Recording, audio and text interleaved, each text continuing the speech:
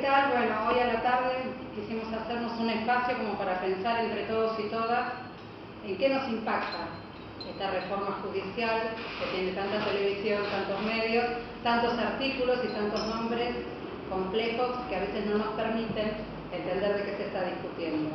Para mí hoy es una suerte, es una alegría desde Transformar, de la coalición cívica, poder estar con dos letrados que más allá de la idoneidad que tienen, tanto el doctor Rizzo como el doctor Ganora son especialistas, son personas reconocidas en su medio, pero tienen aparte este plus de poder hablar para todos y todas, sin ningún tipo de exigencia al auditorio de que tengan algún título. Por eso es que los invitamos. Y la pregunta, primero está el doctor Rizzo, que es el presidente del Colegio Público de Abogados de la Capital Federal. Él se ofendió porque yo digo de Cava y él dice Capital Federal, es otro colegio, tiene razón. Del doctor Mario Ganora, que es abogado penalista, vicepresidente de la Fundación Alameda, y hoy también trabaja en la Defensoría del Pueblo de la Ciudad de Buenos Aires. Y yo les transmito esta pregunta: ¿cuál es el impacto de esta reforma en la ciudadanía, en la gente común? Bueno, la reforma es muy amplia, ¿no es cierto? Hay que ir viendo diferentes temas, diferentes situaciones que se van aislando, porque son 6 proyectos, que si bien forman parte de un mismo proyecto, pero yo tengo que hablar de la reforma y que hablar de toda la reforma. Pero cada parte, cada capítulo, cada proyecto, o ya algunos ya son ley, falta que esté publicado en el boletín oficial, además, vamos a ir tomándolos de a uno, porque si no la gente no va a entender. Yo soy de lo que creo que hay que empezar por el que más le impacta a la gente. Creo que es la creación de las cámaras de casación. ¿Por qué? Porque dentro de las 3 cámaras que se van a crear, hay una en particular que afecta a derechos de trabajadores y jubilados. Los trabajadores, por el tema de la progresividad, porque va a tardar mucho más un trabajador en hacerse una indemnización, y ni que hablar del tema de los jubilados, que hoy ya un juicio de reajuste dura 5 o 6 años, con una instancia más, si se trata de jueces adictos al gobierno nacional, que tampoco apliquen el fallo bárbaro, el jubilado va a tener que pasar por esa instancia para después recién poder recurrir ante la Corte Suprema de Justicia de la Nación para que le apliquen la doctrina que han sentado de manera unánime y pacífica durante todos estos años. En una persona joven, un día son 24 horas, en un jubilado, un día son 2 o 3 horas, porque a medida que nos vamos haciendo viejos nos acercamos al final, a la muerte, y por ahí podemos llegar a tocar en ilusorio los derechos de los trabajadores pasivos, de los jubilados y de los pensionados a reclamar nada más que lo que les corresponde, y por todo un sistema perverso que se maneja desde el Estado, y no es responsabilidad exclusiva de este gobierno, porque viene pasando hace muchísimos años, ¿no? El tema del mal pago de los jubilados y los juicios de reajuste, vamos a prolongar aún más una agonía que el jubilado tiene, porque aparte cuando uno se hace viejo se pone más obsesivo, viven para esos juicios que tienen que cobrar, los jubilados están desesperados, que todo cuando como abogado, y vienen y llaman, ¿y cuándo va a estar? ¿Cuándo no va a estar? Soy el pendiente del rollo, no, que a ver, todo esto hace que se aleje un poco más todavía con esta reforma a la gente de la justicia. Yo estoy de acuerdo con respecto al tema de las cautelares, pero creo que si yo tuviera que decir sistemáticamente qué es lo que más afecta, es el derecho al debido proceso. Esta reforma apunta a destruir esa garantía. Esa garantía tiene distintas facetas. La faceta que creo que es más importante es el derecho a un tribunal imparcial, que forma parte del debido proceso legal, que tiene jerarquía constitucional por el artículo 8 del Pacto de San José de Costa Rica y el 14 del Pacto Internacional de Derechos Civiles y Políticos. Acá se busca una politización de la justicia y la obtiene, o sea, los jueces van a tener que militar políticamente para ser electos para el Consejo de la Magistratura, y a su vez el que sea seleccionado para ser magistrado de alguna manera se ve involucrado en tener como padrino político al consejero que lo patrocine, que viene a través de un proceso electoral político. Eso por un lado. Por otro lado, el derecho al debido proceso exige que la resolución de una causa tenga un tiempo determinado, que sea razonable, como dice el Pacto de San José de Costa Rica. como dice el doctor Rizzo, al incorporar o en nuevas instancias ese derecho a una sentencia oportuna, se diluye, porque voy generando nuevos mecanismos recursivos en procesos que no lo requieren, porque no estamos hablando de la casación penal que venía a sustituir el recurso de casación a una instancia revisora de lo que decían los tribunales orales, sino acá es algo que es superfluo, en el caso de la justicia civil, la justicia del trabajo, la justicia de la seguridad social. Y también lo que yo veo que está afectándose con este mecanismo es que hay un proceso de concentración del poder en manos del Poder Ejecutivo Nacional. Por ejemplo, entre los proyectos que se han aprobado, las declaraciones juradas de los tribunales, de los jueces, donde tienen que decir sus bienes y van a ser objeto de revisión, el lugar para depositarlo y revisar es el Ministerio de Justicia y Derechos Humanos. O sea que yo tengo que informar miembro del tribunal que mi situación patrimonial, mi declaración jurada al Ministerio de Justicia. La escuela judicial, los antecedentes que tienen, que son considerados como válidos o importantes, tienen que ser aprobados, el curso aprobado por el Ministerio de Justicia y Derechos Humanos. O sea que el Ministerio de Justicia empieza a tomar un poder muy importante en el manejo de las bases. Pero volviendo a decir, doctor, y esto es muy importante, lo que a mí más me alarmó de todo fue que esto realmente es una reforma constitucional, lo que ayer se hizo, porque el texto del 114 en materia de elección de jueces y elección de abogados es lo suficientemente claro. Y no es una cuestión de si vota la gente o no vota la gente, porque yo soy de las personas que a mí, sinceramente, no me asusta nunca la democracia directa, no me asusta una reforma constitucional, pero para eso hay que conseguir los mecanismos que la Constitución determina. La Constitución nacional, yo no soy quien para cuestionarlo. El día que se consigan las proporciones, la mayoría que hacen falta, se tratará una Constitución. Pero no mediante una ley tiene rango inferior a la Constitución, y si la Constitución dice que se hace por la vía de representaciones, por la vía de representación, bajo un discurso absolutamente demagógico, porque nada más lindo que decirle a la gente, yo quiero que usted vote. Y con ese argumento uno, cuando sale a decir no puede votar, dicen, oh, es un gorila, es un fascista, o cosas, en realidad es una trampa lo que se ha montado, haciéndole creer a la gente que van a buscar la voluntad popular, pero en realidad la gente, al no poder determinar quiénes van a ser los candidatos, no tiene ninguna chance. Se va a tener que comer el sapo de los candidatos al consejo que pongan los partidos políticos. Ni más ni menos que comerse el sapo de quien, por ejemplo, pueden poner a Daniel Reposo de candidato en este momento, por tomar un caso que conoce toda la sociedad, o alguien por el estilo. No sé, ir a buscar a Barra de nuevo, a Nazareno, al que sea. Es una posibilidad que escapa de nosotros. Antes, ¿quiénes éramos? Personas reconocidas del mundo jurídico, de las academias y de los jueces. Nos matábamos entre nosotros, cosa que también es cierta, no siempre ganan mejor, especialmente la última vez, ¿no? Porque me tocó perder, pero bueno, son las reglas de la democracia. Pero hay que estar muy atento, el discurso demagógico de que vote todo el mundo, y a todos nos gusta que vote todo el mundo en casi todos los casos, pero la Constitución es sabia.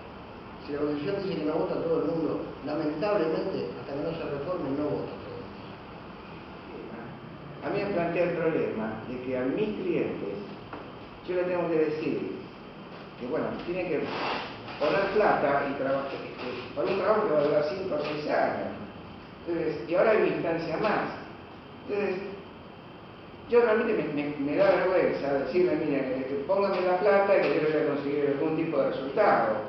Eso decir de 5 o 6 años, decirle, mire, no le voy a conseguir ningún resultado. Porque la justicia esa que no es oportuna no es justicia ni puede satisfacer adecuadamente los requerimientos.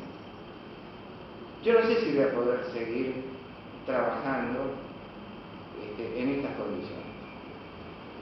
Lo que sí creo que hay estudios grandes que tienen muchos clientes que tienen la posibilidad de manejarse con estos tiempos, porque siempre estén entrando plata, porque en el caso nuevo y se puede tiene una rotación importante.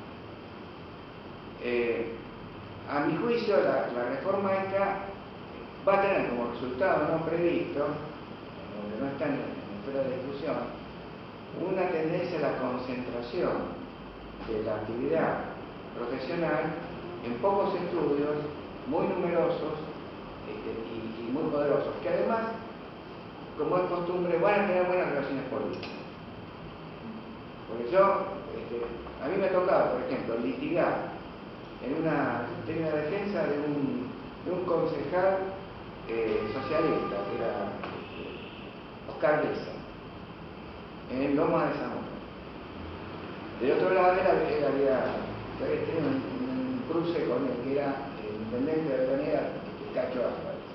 Entonces, lo demanda por calumnias e injurias. La causa cae en Loma de Zamora. El abogado de Álvarez es nada más ni nada menos que Pedro Aquino.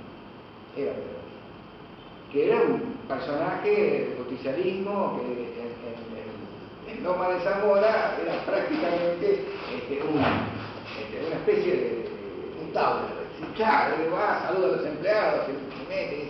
Entonces, la posibilidad, lo saqué bien, independiente, pero digamos, la posibilidad que tiene un abogado de la valijita, de a pie, frente a esta situación con abogados que tienen relaciones políticas, que pueden manejarse como consejeros, es bastante mirado. Además de eso, y ahora que lo dice el doctor, que es obvio, termina beneficiando a los grandes estudios en contra de los monos estudios. ¿Por qué?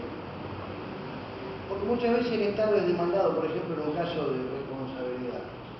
Y hay empresas que son concesionarias de determinadas cosas o tercerizadas y que se montan a medida de la obra.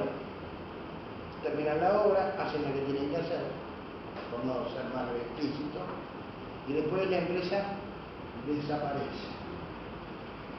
Cuanto más se tarda, más posibilidades hay que la empresa desaparezca.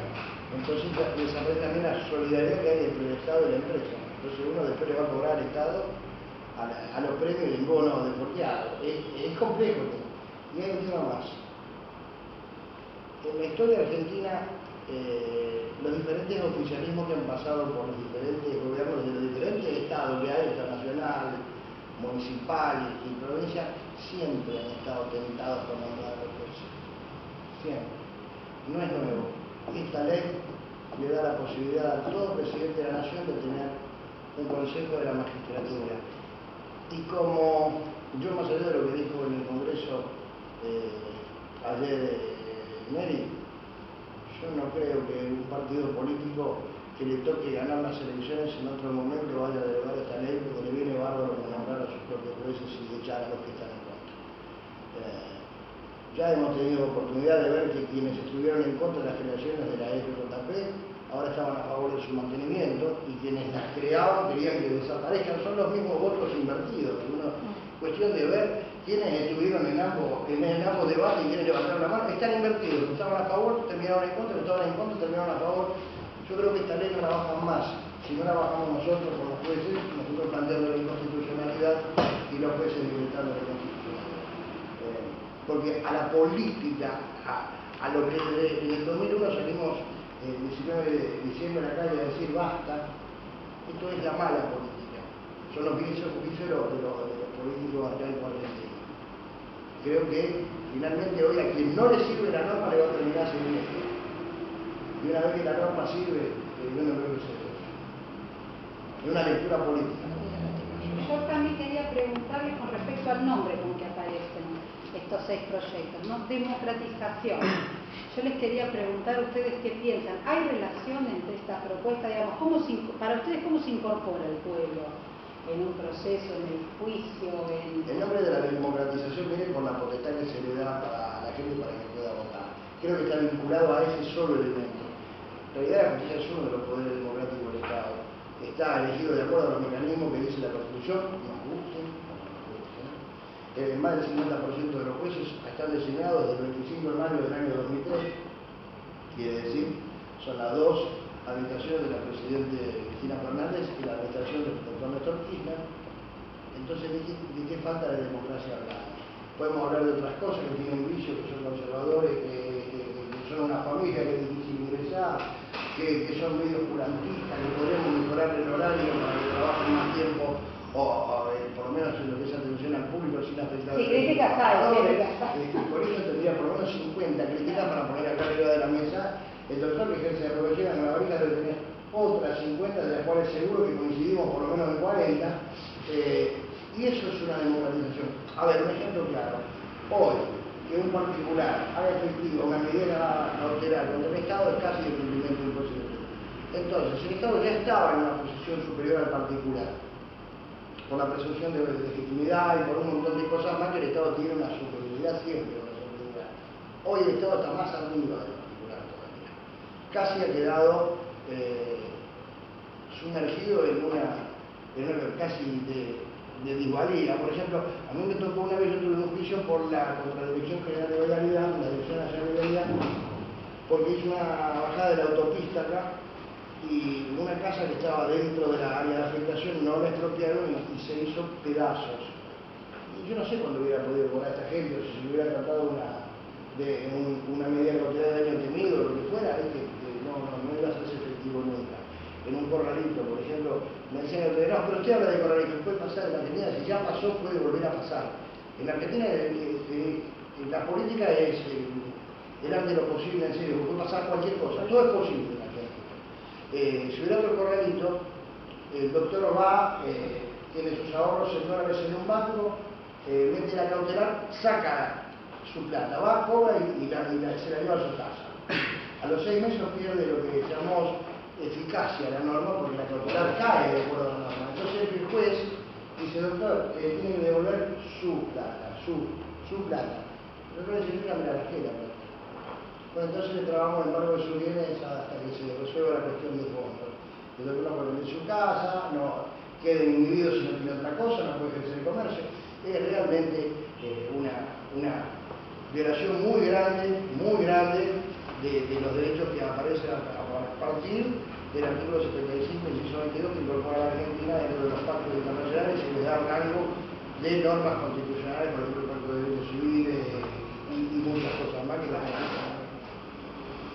Entonces, para que uno tenga idea de los tiempos que se toman la justicia, si yo tengo una cautelar que de acuerdo al proyecto ordinario dura 3 meses, con 3 meses yo no hago absolutamente nada, porque al cabo de esos 3 meses se me cae la cautelar y bueno, el Estado sigue adelante con los faroles hasta que me resuelva por una acción de amparo que está ordinalizada la cuestión. Vuelve a replicarse la situación que en el caso Scott obligó a la Corte a decir, bueno, el derecho de protegerlo de amparo. Así que volvemos 50 años para atrás. Esto es una decisión política tomada por esta administración. Esta administración no quiere el control de legalidad de sus actos. Esta administración no quiere que uno haga valer su derecho frente a la omnipotencia del Estado. Entonces, este proyecto está en función de esta idea. Estos proyectos tuvieron su origen en una medida discriminatoria. El Estado tiene una cuestión particular, si una Kirchner tiene una cuestión particular con el grupo Clarín, especialmente con el señor Mañeto. Y se ha dedicado a perseguirlo, ha utilizado el Estado para hostilizar al señor Mañeto. Esto, desde el punto de vista de la ley antidiscriminatoria, es un acto claro de discriminación. Entonces, todas estas medidas que ellos adoptan para impedir que la Corte resuelva, creando cámaras de casación, limitando las medidas cautelares, se enmarcan en esa cuestión económica, personal, política del grupo económico Kirchner contra el grupo económico Clarín manejado por Mañeto. Y nosotros somos prisioneros de ese conflicto de intereses de la alta burguesía. Y estamos viendo cómo nuestros derechos están siendo recortados en poder resolver ese conflicto. Es cierto lo que dice el doctor. A mí me pasó otro día, me tocó ir al Congreso, y en un momento, algunos deben haber visto por televisión y me dijeron que yo me reía y les contestaba, pero no escuchaban lo que me decían. Me decían que a mí me pagaba Clarín y me pagaba Bartolomé Mitre. Hasta la semana pasada decía que me pagaba local. Debo estar haciendo fortuna porque pagan mucho. No, hemos caído en la trampa. Los argentinos hemos caído en la trampa. La trampa es la lógica acá y anticá. Entonces uno se para de un lado, se para del otro. En realidad no se para, le ponen el sello en la frente, tac, K, anticá, y uno queda atrapado en esa encrucijada. Hay que salir de la lógica K y anticá. El discurso no puede seguir siendo K y anticá. Si uno continúa en un discurso K y anticá, vamos al fratricidio. No hay ideas. Ayer lo que pasaba en el Congreso, tuve la oportunidad de verlo en el debate, no era debate de ideas, era un Congreso partido en dos. Y de esta forma siempre va a ganar el que tenga un voto más de ventaja y va a tomar revancha. Yo creo que la pelea de Clarín y el gobierno no nos puede llevar a todos puestos. Yo soy de lo que creo que el gobierno algunas cosas buenas ha hecho, más que las pese a todo. La Corte es una Corte de lujo que tenemos, no se puede creer, lo independiente que ha sido en otros años. Algo cual nos habrá perjudicado también, ¿no es cierto? Pero bueno, está cubierto el espectro ideológico en la Corte, por lo menos es lo que yo veo.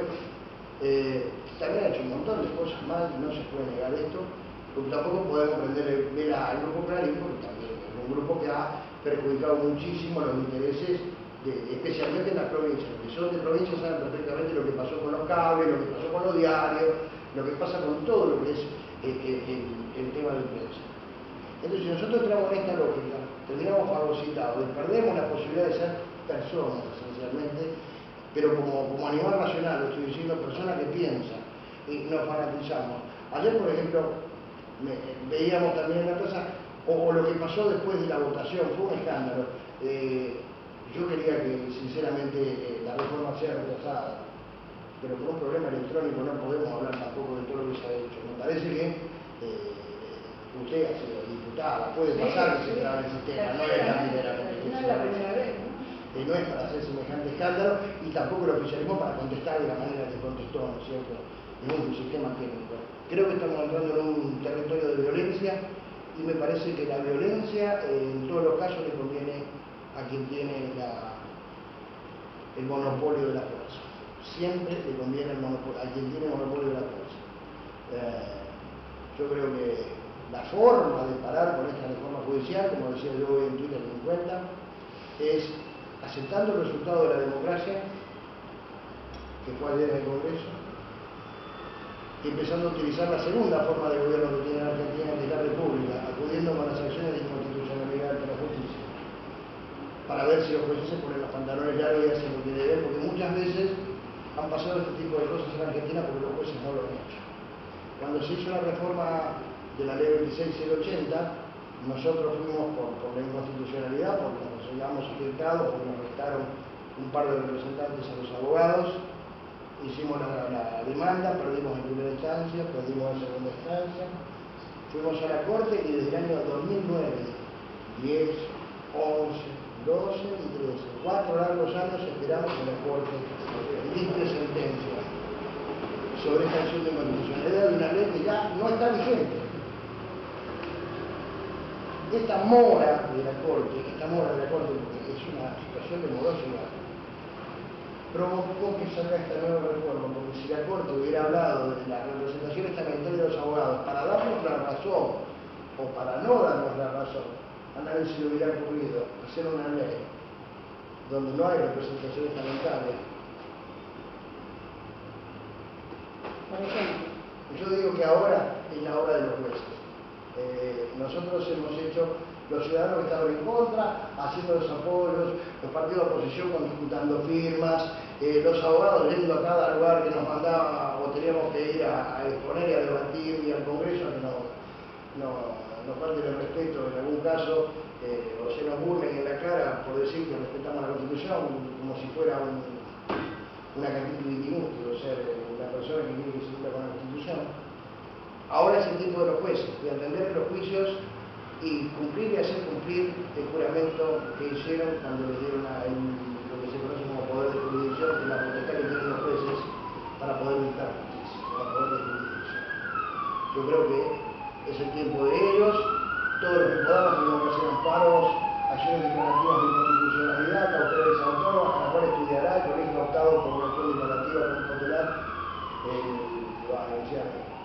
cuando se haga publicada la ley de cautelares y después haremos otro con el tema del Consejo de la Magistratura porque la vuelve al Senado, entonces hay que esperar. Y ahora ¿qué podemos hacer? Es la única forma que después vamos a tener de mirar los ojos a los hijos y decirle, bueno, el sistema está podrido, pero yo hice lo que pude. Porque cambiar la realidad es posible, pero depende de todos. Hasta del que no se da cuenta que esto es importante. Como decís vos, que hay algunos que tienen más responsabilidad que otros, ¿no? Y con lo que decías vos de no transformar todo en CAE y anti-CA, a mí me parece que quizás la manera como para salir y pasar el tema por arriba es tener fidelidad con los principios. A lo mejor esa es una de las formas que tenemos de preservar la forma. La nación es la que interpreta la voluntad popular y a su vez los intereses públicos, mejor que nadie. Por lo tanto, además, tiene un concepto de nación que es, digamos, sería un nacionalismo étnico de base cultural, que eso lo expresa en... Bueno, Entonces la clave es eso. Eso lo expresa en los fundamentos del decreto de creación del Instituto Nacional de Revisionismo Histórico. Míralo, los fundamentos. Dice, en esa concepción, todo aquello que no forme, la cultura es una cosa osificada, en el siglo XIX, toda modificación o intercambio con otra cultura es mal visto, es extranjerizante. Y además, todo proceso de diálogo es liberal, las dos cosas que están mal, ser liberal y extranjerizante. Lo dice la señora en el decreto, no estoy inventando yo, Pero a partir de esa concepción, la Constitución de 1819, la Constitución de 1896, la Constitución de 1853-60 y la Constitución de 1994 son liberales y extranjerizantes. la del 49 no. La del 49 no. Y la del 49 es la que reivindica la concepción nacionalista, étnica, de base cultural, que lo dice la Constitución en sus disposiciones, donde plantea la función del conductor, que es el presidente de la República, donde plantea la idea de la necesidad de tener un sistema verticalizado, No hay derecho de huelga. todo lo que está diciendo ella está en la Constitución del 49. Si hay una reforma constitucional, la que va a venir a la Constitución